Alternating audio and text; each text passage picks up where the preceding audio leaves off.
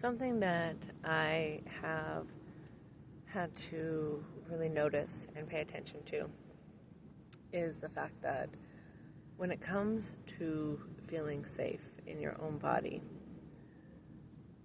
it's a difficult task.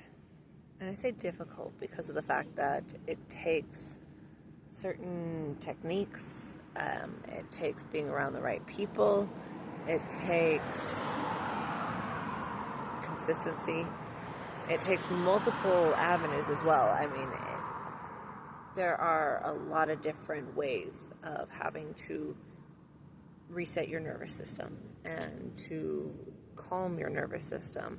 And it's not like there's like this one and done kind of thing. There's never a one and done. It's always learning tools that you can use whenever it starts to flare up again, whenever you get triggered in some way, sort or form. Speaking up when you're triggered, and not in a like, you triggered me and so you need to make it better. No, it's like speaking up about how you're feeling in the situation,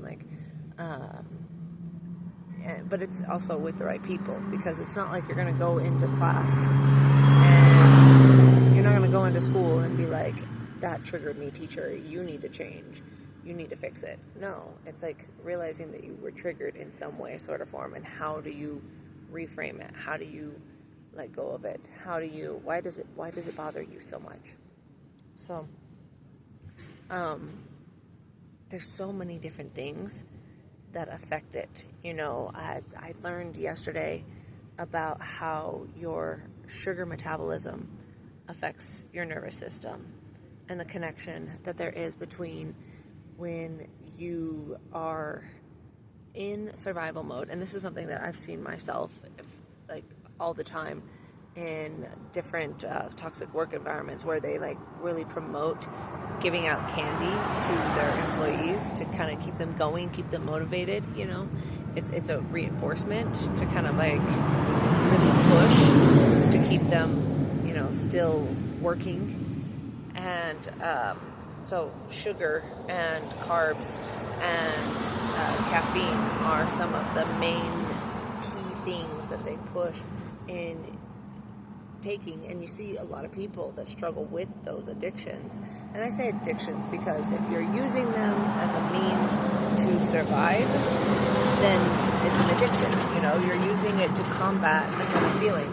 You're using it to cope with being tired instead of, you know, resting, which is what your body is needing, but you are not allowing yourself to rest. So therefore, you are using different strategies, because like sugar has caffeine in it.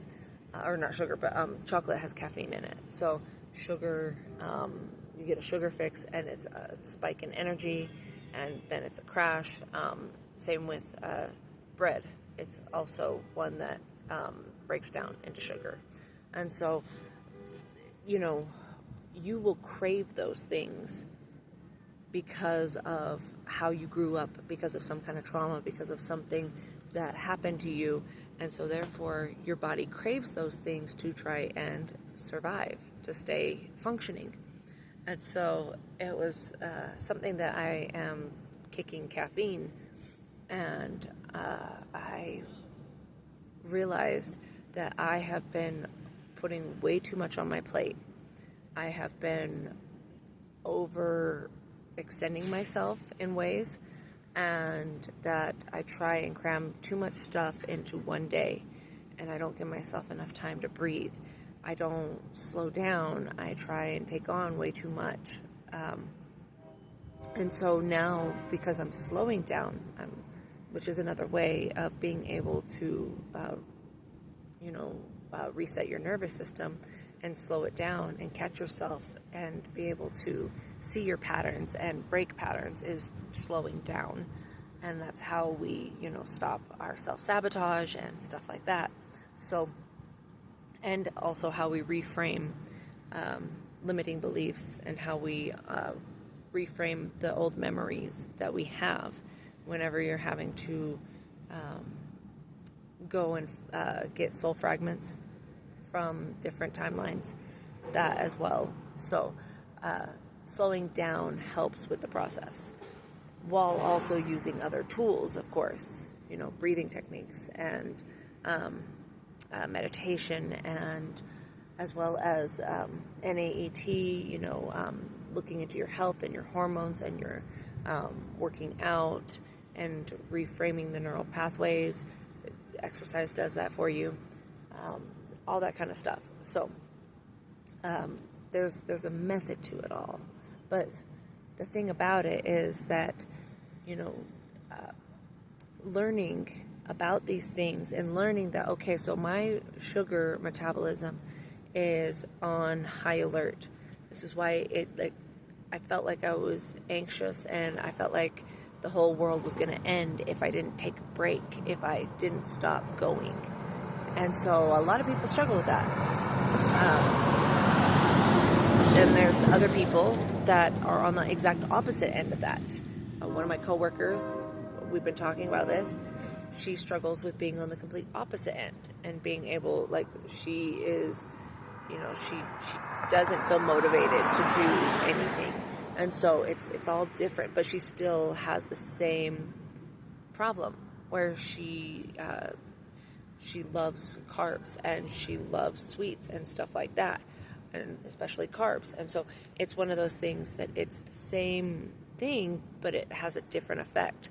It's so crazy how we may all struggle with similar things, but they come from different aspects, and so they have affected our mental, our brain, and everything like that in different ways.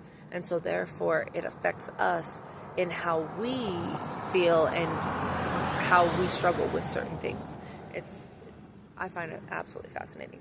But the point of it is that the only real way to genuinely work on these things is to, start taking care of yourself. Start looking into your choices, your patterns, start digging into your health, finding out, seeing the doctors and saying, hey, I need a little bit of help on this because I'm struggling with this. It's about, really taking your health seriously, going to the gym, and not saying that you have to go work out like crazy. I'm just saying, start building those new neural pathways. And so it's about becoming the version of yourself that you want to be. And it genuinely starts in here. And it's not just here, it's not just in the heart, it's all of it. This is a very delicate ecosystem, our bodies are. And it's learning what your ecosystem needs to be able to thrive. So I just wanted to share this knowledge because of the fact that I believe sharing is caring, and I care about you, and I care about your success because I want us all to succeed. I do. I genuinely do. So stay beautiful and stay blessed, because you are both beautiful and you are blessed, and go start taking care of yourself. Baby steps. Baby steps. As long as you are taking steps in the right direction, you are still getting there. Okay? It doesn't matter how fast you get there. It doesn't matter, how if you're taking huge leaps and other people are maybe taking other leaps in different directions. As long as you yourself are doing something for you to make you feel better, that's all that matters.